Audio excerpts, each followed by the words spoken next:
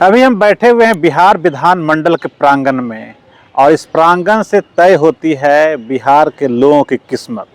बिहार के लोग जो गरीब हैं उनके लिए योजनाएं बनती है, उसके लिए बजट का प्रावधान किया जाता है। जो मध्यम वर्गीय हैं या उच्च वर्गीय हैं कितना कितना हिस्सा मिलना चाहिए, इस पे चर्चा होती है। लेकिन आज चर्चा हम दूसरी करेंगे। चर्चा ये करेंगे कि 2025 का चुनाव आने वाला है। 2025 में ही अभी हम लोग हैं, लेकिन तैयारी शुरू हो जाएगी। 28 मार्च को सदन खत्म हो जाएगा और बिहार की गद्दी पर कौन विराजमान होगा, इसको लेकर नूरा किस्ती शुरू हो जाएगी। मेरे साथ दयाशंकर तिवारी जी हैं, वरिष्ठ पत्रकार हैं और हम उनसे चर्चा करेंगे इसी टॉपिक। आपका स्वागत है। बहुत बहुत धन्यवाद। क्या कहिएगा, ये 2025 का चुनाव जो है, यहाँ जिस तरीके से लोग लड़ते हैं, नीतीश कुमार के खेमा बीजेपी का, बीजेपी जेडीयू आपस में भी कुछ न कुछ टन भन होते रहता है। उधर महागठबंधन है, तेजस्वी हैं, कांग्रेस है, भाकपा माले है, ये सब आपस में सब टन मन करते रहता है। नेता कौन होगा? देखिए, नेता तो बीजेपी कह चुकी है कि हमारा नेता नीतीश कुमार है और नीतीश कुमार के ही नेतृत्व में हम इलेक्शन लड़ेंगे। ठीक है, नेतृत्व में लड़ेंगे। हाँ, बाद में बनाएंगे कि नहीं? बाद में तो देखिए, वो तो लत्ती मारने वाला काम करते हैं मोदी जी। ठीक है, महाराष्ट्र जैसा हर जगह। अब यूपी में देख लीजिए, यूपी में किसी का चर्चा नहीं था, मनोज सिन्हा को बुला लिए, मुख्यमंत्री बन जा बेचारा, कुछ पैसा भी खर्चा कर लिए, डी बाबा बरम बाबा के पूजा भी कर लिए और 2 मिनट में कहे कि अब तुम दिल्ली आ जाओ, जोगी जा रहा है। जोगी जी को मुख्यमंत्री बना दिए यूपी में। दिल्ली में तो यही हुआ, मनोज तिवारी का नाम चल रहा था। हाँ, और किसका किसका तो नाम चल रहा था। ऐसे भी बना दिया करने से मनोज तिवारी को अगर मुख्यमंत्री दिल्ली में बना देते अगर मोदी जी, तो ये सबसे गंदा काम होता। क्या है? ठीक है, मनोज तिवारी मुख्यमंत्री गाते हैं, बढ़िया बढ़िया गाने गाने, ओकरा से बढ़िया तो हमारे यहाँ एगो रेशमा यहाँ है खोजवा, उससे बढ़िया डांस करता है। उससे बढ़िया अंग्रेजी जानता है, उससे बढ़िया आदमी भी है, सामाजिक भी है। ठीक है, फेलवर आदमी दिल्ली के लिए जेंडर में है, मान लिया कि वो जेंडर में है, वो बेचारा अभी पटना यूनिवर्सिटी का मेंबर भी है। ठीक है, उससे बढ़िया इंग्लिश जानता है, उससे बढ़िया सामाजिक भी है, संस्कार भी है। मनोज तिवारी कहीं कुछ नहीं है, संयोग से पैसा कमा लिया, गीत उत गा के, नाच गा करके एमपी बन गया मोदी जी के दया दृष्टि से। लेकिन वो मुख्यमंत्री लायक थोड़े है। अब मनोज सिन्हा मुख्यमंत्री लायक थोड़े थे वहां। यूपी में जोगी ही मुख्यमंत्री है कि जो यूपी को संभाला।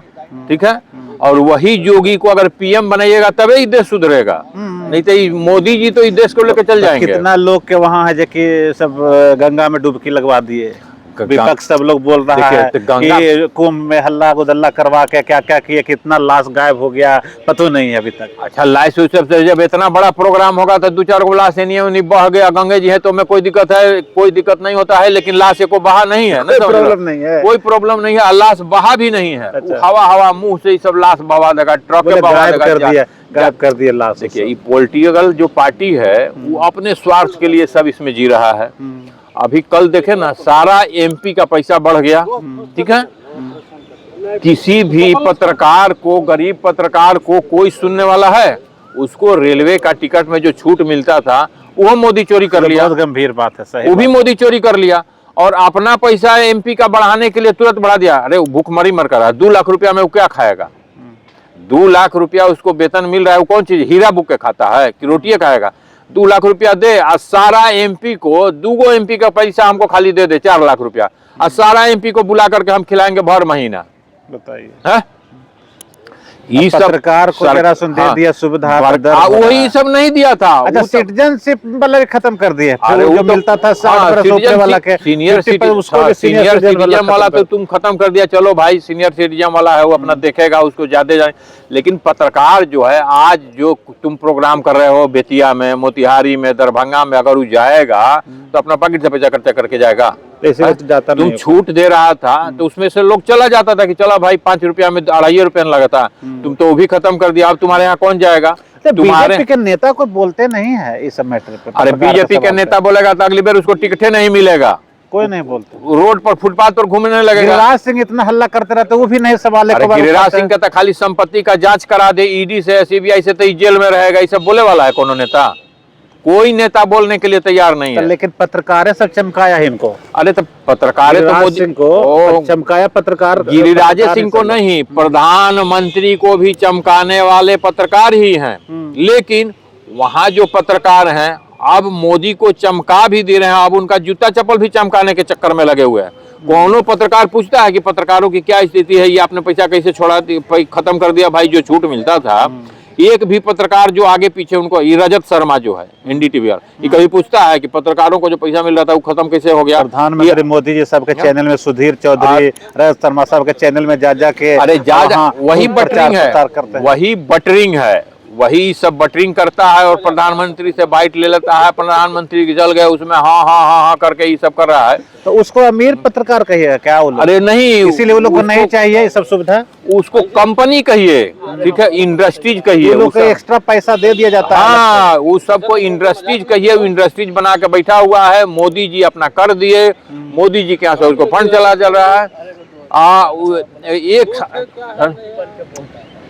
देखिए पत्रकार भी नहीं समझते हैं कोई बात ना।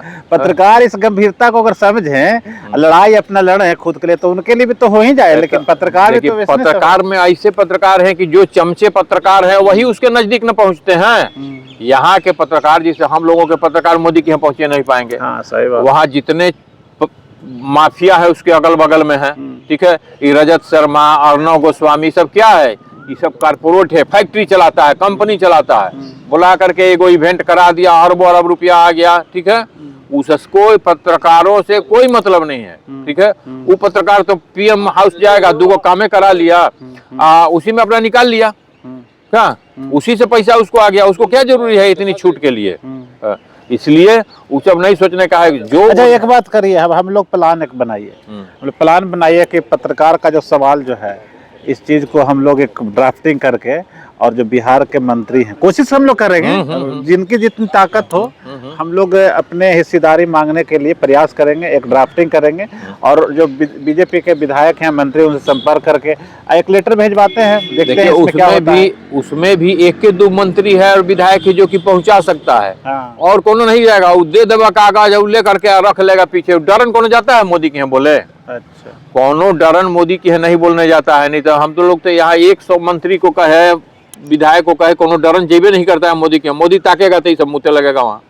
ये सब कुछ हो जाएगा कहने के लिए। वो पत्रकार के विषय में है, अपने विषय में कहेगा कि मेरा वेतन बढ़ा दीजिए, मेरा बिजली का छूट दे दीजिए, हमको एसी लेना है, हमको गाड़ी लेना है।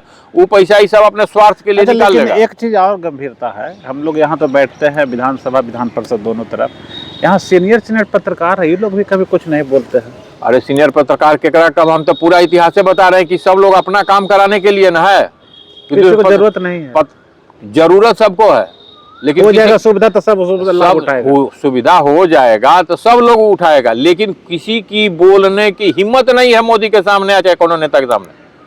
हम तो कहते हैं, ओपन कहते हैं कि कोई भी आदमी 20 गो पत्रकार सीनियर बनिए ना भाई, अब चलिए मोदी के यहाँ हम ही टिकट कटा देते हैं। हाँ, चलिए मोदी के दरवाजे पर बैठ के धरना देंगे कि निकलो मोदी, हम लोग का काहे पैसा तुम चोरी कर लिया। जो ममता बनर्जी दे करके गई थी, और तुम आए तो छीन लिया, और तुम MP MLA का पैसा बढ़ाते जा रहे हो, पत्रकारों पर ध्यान नहीं दे रहे हो, पत्रकारों को लूट रहे हो।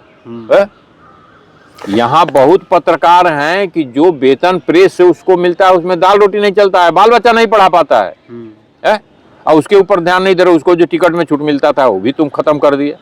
और तुम कहते हो कि सबका साथ सबका विकास, तुम तो खाली मियाँ का विकास और मियाँ का साथ खोज रहे हो और हिंदू से वोट ले रहे हो। चलिए, ये थे दयाशंकर तिवारी जी, जिन्होंने आज हम पत्रकारों की आवाज़ को बुलंद किए हैं इन्होंने, और इन्होंने उस कोशिश मुहिम में भी साथ देने की बात कही है कि हम यहाँ के कुछ चुनिंदा जो बोल सकते हैं मोदी के सामने, उनके सामने प्रस्ताव रखेंगे, ड्राफ्ट करेंगे और हम भेजेंगे। अब इंतज़ार हम भी करेंगे कि मोदी जी कब हम पत्रकारों की जो चीर परिचित डिमांड जो है, जो ज़रूरत है, उस डिमांड को पूरा करते हैं। आपका भैया बहुत बहुत धन्यवाद। बहुत बहुत धन्यवाद।